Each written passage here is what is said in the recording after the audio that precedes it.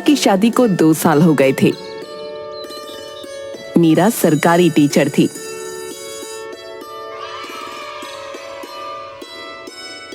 और उसका पति रवि एक सॉफ्टवेयर इंजीनियर था।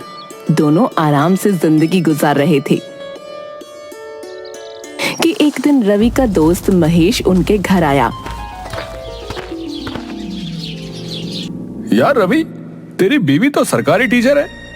भगवान झूठ न बुलवाए, तुझे भला प्राइवेट नौकरी में धक्के खाने की क्या जरूरत है यार? मैं समझा नहीं, तू कहना क्या चाहता है? यार तू बचपन से ही बड़ा भोला यार है। मुझे देख, मेरी बीवी भी सरकारी नौकरी करती है और मैं आराम से घर में ऐश करता हूं। मैं फिर भी नहीं समझा यार। अरे यार नौकरी छोड़ क्यों नहीं देता है? ऐश कर मेरी तरह।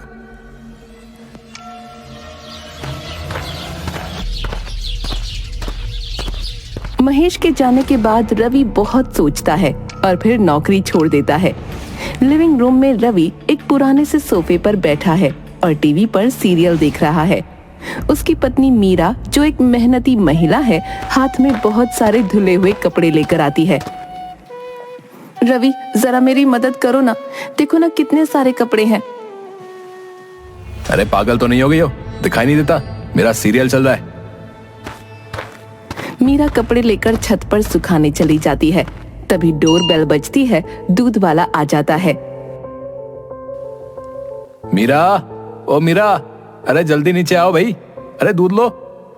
कमाल की आलसी हो तुम। अरे पहले नीचे के काम निपटाओ फिर छत पर जाओ।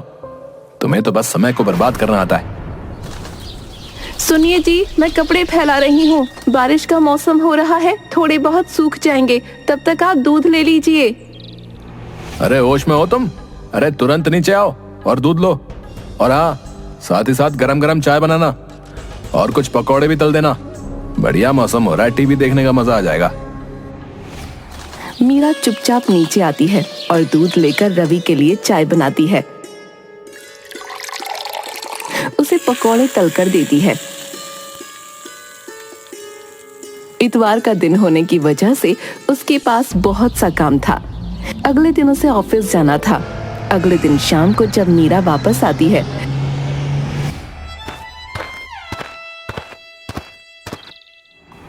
अरे वाह वाह, अरे सही समय पर आई हो। आलसियों की तरह कुर्सी पर क्या बैठ गई? जरा फटाफट चाय बना और साथ में बिस्किट भी ले आना, मजा आ जाएगा। रवि, मैं अभी अभी ऑफिस से लौट कर आई हूँ, बहुत थक गई हूँ। यार मेरा मूड मत खराब करो। ऑफिस से आई हो, पहाड़ चढ़कर तो नहीं आई हो ना? कौन सा बड़ा काम है? असली औरत वही है जो बाहर के और कामों के साथ साथ घर का काम करे, समझी? अच्छा ये बताओ, तुम्हारी नौकरी का क्या हुआ? तुम 1 हफ्ते से घर में ही हो, सब ठीक तो है ना?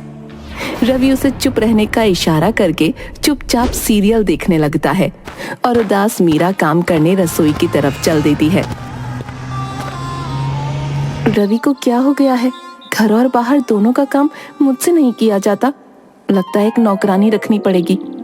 तभी रवि जोर से चिल्लाता है, अरे भाई, इस घर में 1 कप चाय मिलेगी भी या नहीं? हद हो गई है यार, चाय के लिए भी तरसना पड़ता है। रवि मीरा के किसी भी काम में मदद नहीं करता। घर की चिंता और स्कूल के काम के कारण मीरा किसी भी काम पर ठीक से ध्यान नहीं दे पाती।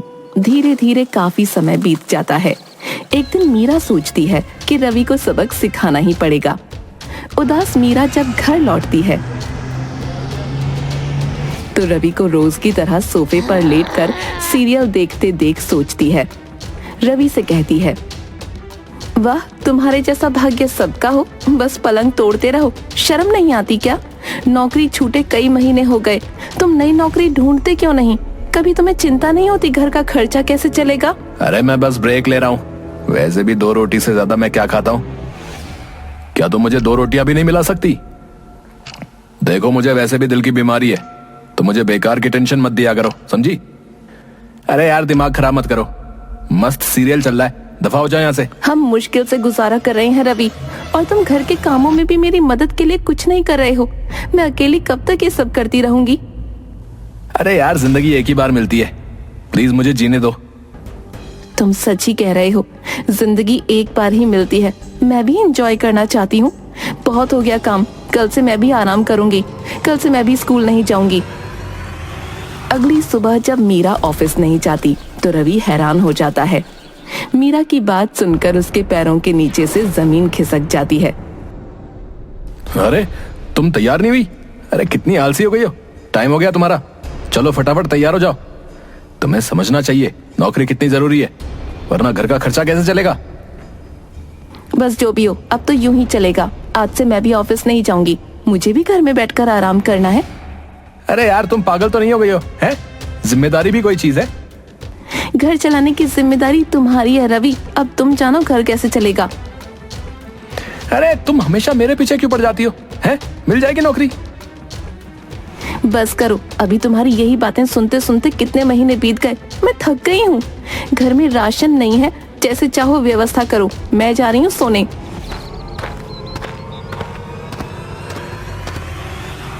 घंटी बजती है। दूध वाला रवि से कहता है, साहब दूध के पैसे दे दीजिए, महीने भर का बिल जो है 5,500 हुआ है। कल दीदी ने कहा था अब आप ही पेमेंट करेंगे। दूध वाला बात कर ही रहा होता है कि प्रेस वाला आ जाता है। रवि को नमस्ते करके कहता है, भैया 275 हुए हैं और दीदी ने बताया था अब पैसे आप ही देंगे। भैया जरा जल्दी से पैसे दे दीजिए, दुकान पर कोई भी नहीं है। अरे एक मिनट यार, आता हूं मैं भी। मीरा ये क्या बकवास है? ये सब मुझसे पैसे मांग रहे हैं, भला मैं उन्हें पैसे कहां से दूं? तो ठीक है, उनसे थोड़ा समय मांग लीजिए। मैं क्या कर सकती हूँ, मैंने तो नौकरी छोड़ दी है। घंटी फिर बजती है। बाहर से आवाज आती है, भैया बिजली के बिल वाले भी आए हैं, पैसे मांग रहे हैं, उनके भी पैसे लेते आइएगा वरना बिजली काट देंगे। मीरा ये तुम ठीक नहीं कर रही हो, सारी दुनिया के सामने मेरी बेइज्जती करवाना चाहती हो। ठीक है, मेरी बात ध्यान से सुनो। मैं सबके पैसे दे दूंगी, लेकिन अगर तुम मेरे साथ यहाँ रहना चाहते हो तो तुम्हें जल्दी से जल्दी नौकरी ढूंढनी होगी, वरना क्या वरना? तुम कहना क्या चाहती हो? माना कि ये घर तुम्हारे पापा का दिया हुआ है, पर तुम मेरी पत्नी हो। ऐसी बातें करते हुए तुम्हें शर्म नहीं आती? खैर फिर भी बोलो, तुम कौन सी शर्त की बात कर रही थी? तुम्हें नौकरी नहीं मिली तो जो होगा उसके जिम्मेदार तुम होगे। ये क्या बकवास है? मैं तुम्हारा पति हूँ, तुम भला ऐसे कैसे कह सकती हो? मैं मजाक नहीं कर रही हूँ रवि, याद रखो, वरना खुद ही पता चल जाएगा कि मैं क्या कर सकती हूँ। रवि का दोस्त महेश उससे मिलने घर आता है। हाँ भाई, क्या बात है भाई? बड़ा उदास लग रहा है भाई, आजकल तो शाही जीवन जी रहा होगा है? मेरी सलाह काम नहीं आई क्या? अरे क्या बताऊं यार, बड़ा बदकिस्मत हूँ। मेरी बीवी को तो जैसे मेरा आराम करना बड़ा भारी लगता है, वो मुझे कभी सुख से जीते हुए देख ही नहीं सकती। हाँ भाई, अरे दिल के छोटा करता है यार है?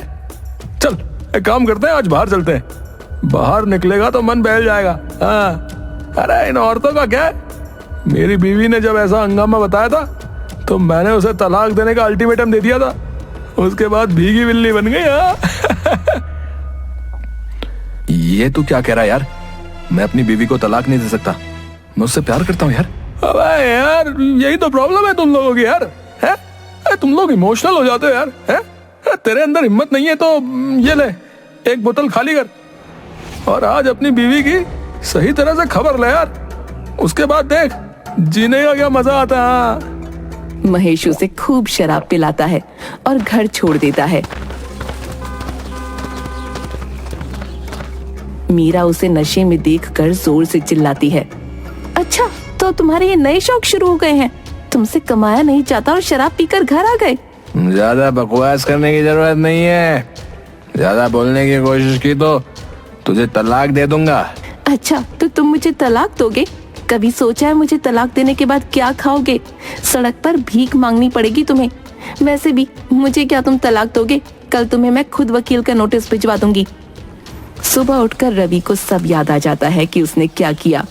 वो ये सोचकर बुरी तरह से घबरा जाता है कि अगर मीरा ने उसे तलाक दिया तो उसका क्या होगा। वो मीरा के पास जाता है।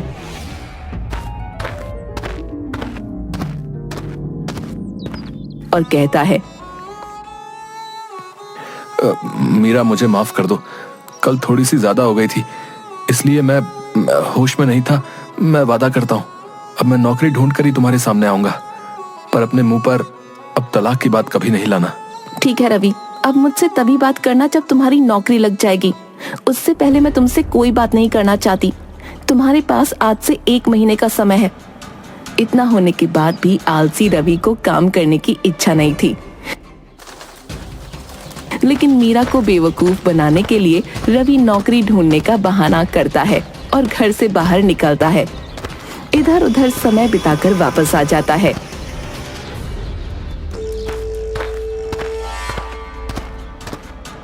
एक महीने बाद रवि लिविंग रूम में बैठा है। मीरा मुस्कुराते हुए आती है। रवि, समय पूरा हो गया, नौकरी मिली क्या? नहीं मीरा, मेरा समय खराब चल रहा है। मैंने कोशिश की लेकिन कुछ भी काम नहीं आया। खैर जो भी हो, अब तुम्हें शर्त के अनुसार परिणाम भुगतना होगा। क्या करना होगा? अरे मुझे तुम ही बता दो, फांसी लगा लूं क्या? यही तो चाहती हो ना तुम? मुझे आराम से बैठा देख तुम्हें बेचैनी होती है। देखो रवि, अगर तुम नौकरी नहीं कर सकते तो तुम्हें घर का काम करना होगा। आज से खाना बनाना, कपड़े धोना, झाड़ू पोछा करना, ये सारे काम तुम्हारे जिम्मे होंगे। रवि सहमति में सिर हिला देता है और सोचता है, घर का काम भी कोई काम होता है? अपना सीरियल देखते देखते आराम से इन्हें निपटा दूंगा और चैन से जिंदगी गुजारूंगा। अगले दिन मीरा के जाने के बाद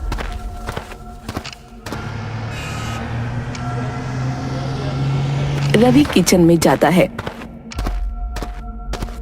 वहां पड़े झूठे बर्तन देखकर वापस आ जाता है। पहले मैं झाड़ू लगा लेता हूं। एक कमरे में झाड़ू लगाने के बाद वो फिर टीवी के पास आकर बैठ जाता है। ये कोई काम है? बहुत भूख लग रही है, पहले कुछ खा लेता हूं फिर काम करूंगा। किचन में जाता है पर वहां कुछ भी नहीं होता। वो फिर अपने सोफे पर आकर बैठ जाता है और सीरियल देखने लगता है। इस तरह पूरा समय बीत जाता है, लेकिन रवि कोई भी काम नहीं कर पाता। भूख से उसके पेट में दर्द होने लगता है। तभी ऑफिस से मीरा वापस आती है।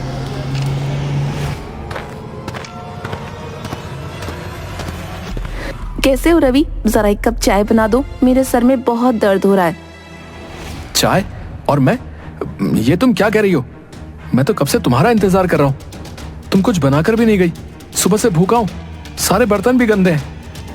यानी कि तुमने घर का कोई काम नहीं किया? मेरा यकीन मानो मीरा, मैंने सारे काम करने की कोशिश की थी पर कोई भी काम पूरा नहीं हो पाया। अच्छा, तो फिर तुम पूरे दिन क्या करते रहे? मैं वो सीरियल देख रहा था।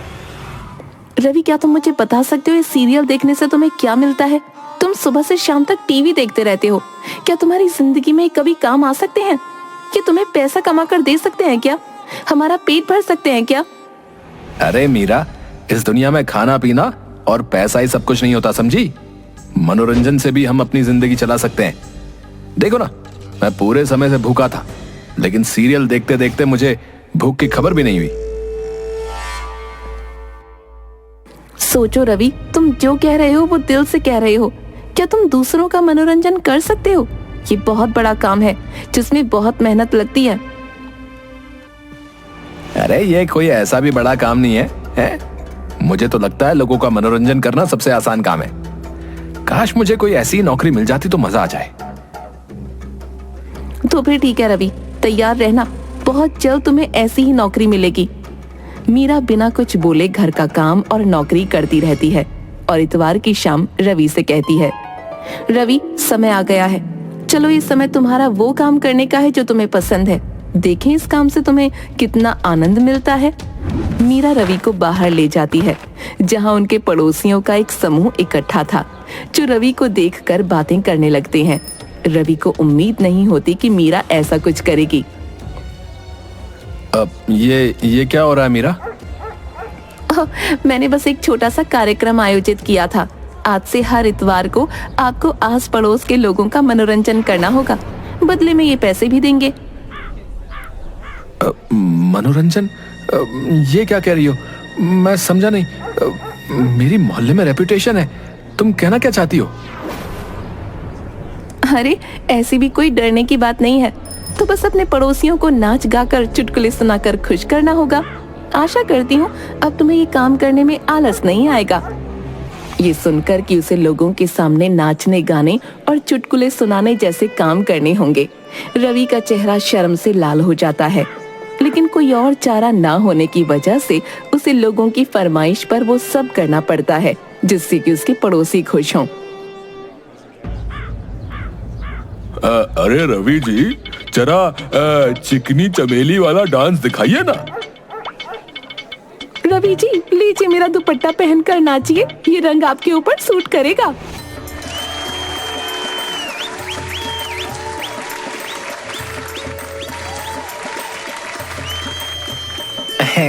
कहना पड़ेगा रवि साहब, आपकी कमर तो जो है कैटरीना कैफ से भी तेज लचकती है भाई, है ना? सही कहा ना? इस तरह से लोग अपनी अपनी फरमाइश रवि को बताते हैं। मीरा उसके पास आती है। मीरा, मैंने अपना सबक सीख लिया है।